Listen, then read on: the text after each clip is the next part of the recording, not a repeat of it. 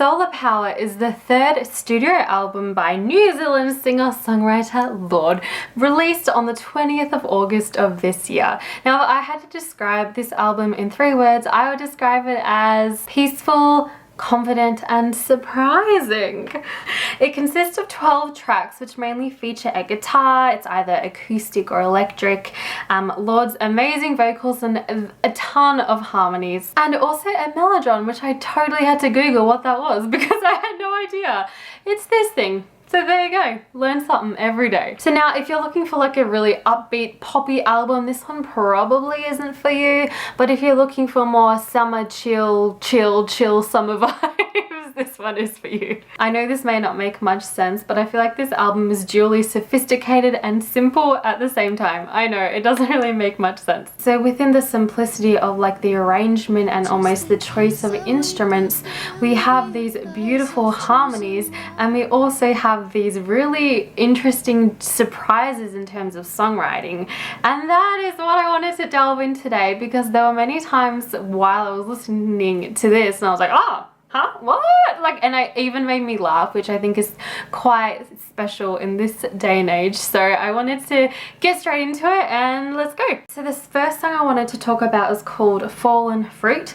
It is the 5th track on the album, and at first listen it definitely feels like it's a call to action, as if the character of the song is like marching towards something and is wanting us to join in. To the ones who came before us, we had no idea the dreams we had. So as the song goes on, I definitely expected it to build up and to continue in this momentum. And this is where surprise number 1 came in, and I was like, what?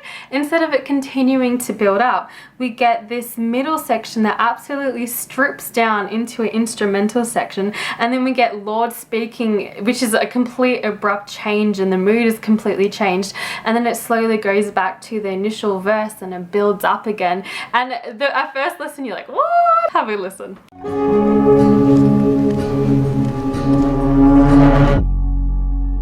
From the Nissan to the Phantom to the plane.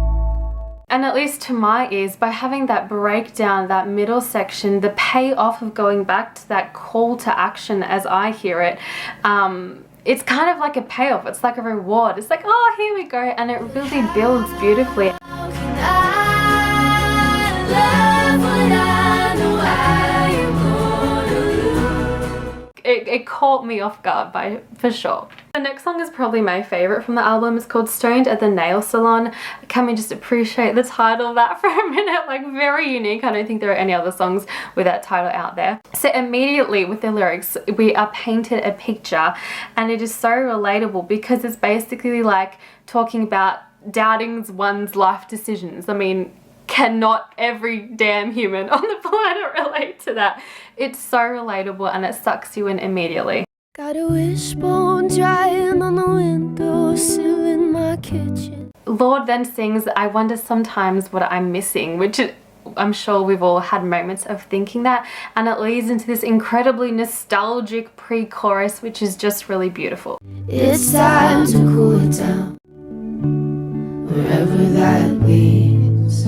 So we then lead into the chorus, which continues on to this kind of bittersweet feeling, and the lyrics change through each chorus, and this is where some of my favorite lyrics come into play, because all the music you loved at 16 you'll grow out of, and all the times they will change, it'll all come around. And it had me thinking, I was like, that is so true. Like, there's so much art that got me through tough times, or just, you know, happy times, whatever times, that I listened to so much in my youth, and now the older I've gotten, the more I've changed, the less I feel the need to listen, to watch, to read that piece of art. And it's kind of sad and it's kind of bittersweet, and it's just actually a part of life. As you grow and change, you may grow out of the things you once loved as well. And this is where, you know, Lorde pulls out the big guns and started to make me a bit teary. Spend all evenings you can with the people who raised you. I just thought it was such a beautiful statement, because it's kind of like something we all need to be reminded of sometimes. It's like, make time for the people that you love and love you. Like, yeah, But after all, I am talking about the surprises. So the surprise in this song comes in the chorus, not in the change of the lyric, but in the absence of lyrics actually. So the title of the song is sung like this. Maybe I just don't at the nail salon. So when the second chorus comes along, we're expecting that, but instead of that happening, this happens. Maybe I just. But instead we get the guitar that plays the melody, and it's like, it takes you aback at first because you're expecting that lyric to come and it doesn't, and you're like, oh, and it's such a subtle small thing, and it's just an interesting songwriting choice. And if you're a songwriter, you know, it's something to think about. I really do appreciate having another emotion evoked through me through a song, and I wonder while they were writing that if they were like, oh, this will catch people off guard, and I just appreciate that as a listener to a piece of art. So the last one I want to talk about is called Secrets from a Girl. Again, great titles. I love the titles for all the songs in this this album. So this one's a slightly more upbeat compared to the two I've just spoken about. It starts really simple, as most of the songs in this album do. It's like acoustic guitar, her vocals, and then the percussion adds in, which introduce a lyric that I really enjoy. Couldn't wait to turn 15. Then you blink and it's been 10 years. Then you blink and it's been 10 years. It's funny cause it's true. So the surprise in this one, it follows a pretty predictable song structure, you know, like your verse and your chorus, repeat, rinse, all that.